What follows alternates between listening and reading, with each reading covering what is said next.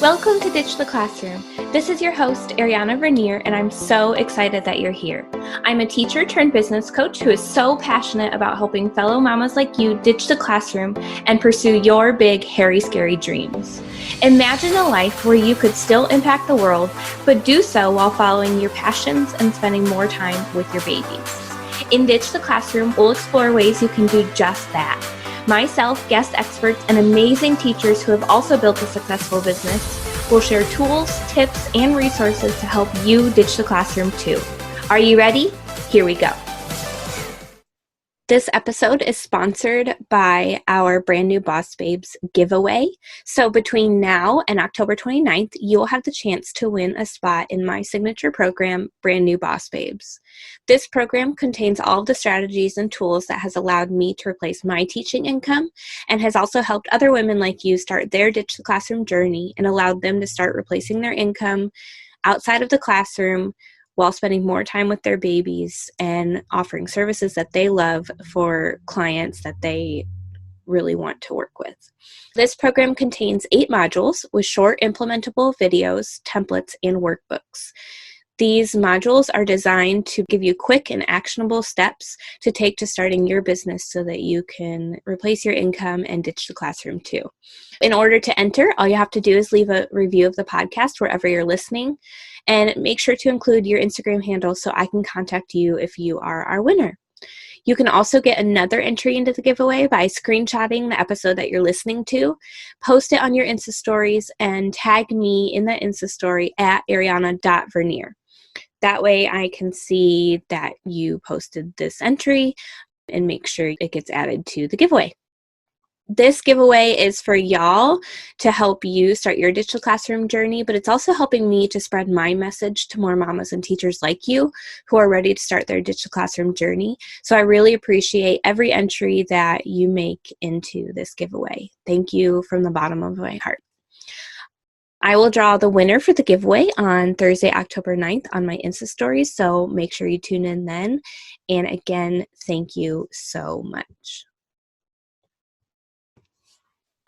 Hello, my loves. Welcome to episode 2 of the Ditch the Classroom podcast.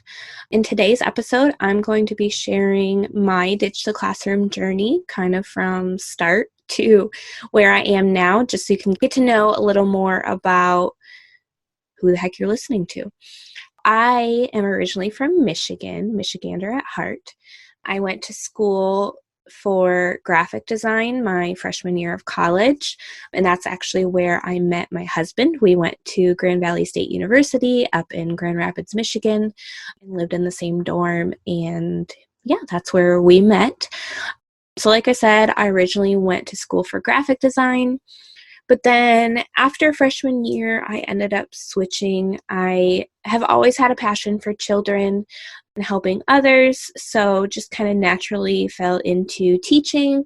So I completely switched schools, and I ended up transferring to Eastern Michigan University, closer to my parents, in my hometown, basically.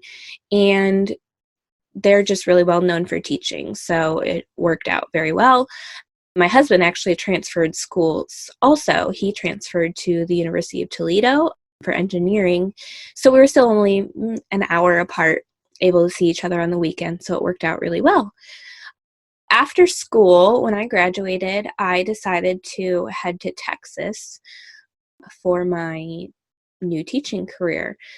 Michigan, some of you may know, is not very good for income-wise for teachers. Not that many states are, but Texas is better, at least in the area that I am in. It was significantly better. And so I came down here to really get us started off on a good foot income-wise. And so I originally came down to Texas by myself, didn't know anybody down here, spent my first year teaching first grade, and then after that year was up, my husband and we got married the summer after my first year of teaching, and he moved here as well. I spent the next 2 years teaching kindergarten, so I got switched from first grade after my first year over to kindergarten. Absolutely loved it. I loved my students. I loved the curriculum. It was just a lot of fun for me.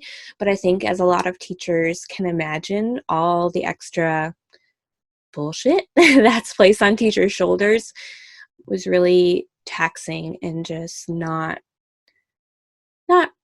really what I envisioned wanting for the rest of my life. My third year teaching, my second year in kindergarten, my husband and I got pregnant, and I knew that the type of mom that I wanted to be, I wasn't going to be able to be her while also being in the classroom. I wanted to be very present for my daughter. I wanted to witness all of her firsts. I didn't want her spending a whole bunch of time in daycare. And being that we were across the country from 98% of the rest of our family, we didn't have family members that could watch her while I was in the classroom. So she would have been in daycare all day. And while that's like fine for some people, and I'm totally not judging you if that works for you, that's great. It just wasn't going to work for me and the type of mother that I wanted to be. I wanted to see her first giggle, her first laugh, her first crawl, her first everything. So my husband and I talked, and the original plan was for me to take the first year of her life off of school, because the way that my maternity leave was going to fall was going to be at the beginning of the school year, and being out at the beginning of the school year as a kindergarten teacher was going to be extra challenging. We decided that I was just going to take a year off, and then after that year, the plan was for me to go back to teaching. And after the first couple months of her life, I was either going to nanny where I could take her with me, or I was going to do some grocery delivery, something to kind of supplement my income. That was the original plan. So I knew there had to be something else out there that I could do that would allow me the freedom that I wanted with my daughter and being home with her, but I didn't know what. I did try a direct sales company. I was with a company for a couple of years while I was in college. Never saw that much income from it, and I knew that that was not going to be my route. For some people are very successful with it. I never made that much. So direct sales, MLM, that was not going to work for me, but I knew there had to be something else. I kept looking, kept praying, kept hoping for something that would allow me to be home with her full-time and replace my teaching income. And then literally, God has a way of giving us what we need at the perfect time. Literally the day that I went into labor, I found out about the freelancing / virtual assistants world. Had never really heard about it before, but yeah, the day I went into labor, like having contractions and Googling what the heck this even is. So had my daughter, and then I spent the next couple weeks really researching what this whole freelancing virtual assistants world was, how I could start that journey. And I really dove in. Every time I was nursing or she was napping, I was figuring out how to do this thing. Within 1 month of really starting this journey, I landed my first client. And then within 3 months of starting, I was at $1,500 a month income, so already replaced half of my teaching income, and that was only working a maximum of 20 hours a week with my newborn daughter by my side. So when I first started, I offered more general administrative services. That's what a lot of virtual assistants kind of start out with. Especially coming out of the classroom, I taught kindergartners how to use scissors, stand in a line, and not kill each other. And so I didn't really know anything else. I really started with a general admin services like email management, did some travel booking for my clients, just kind of data entry, kind of basic stuff like that. And then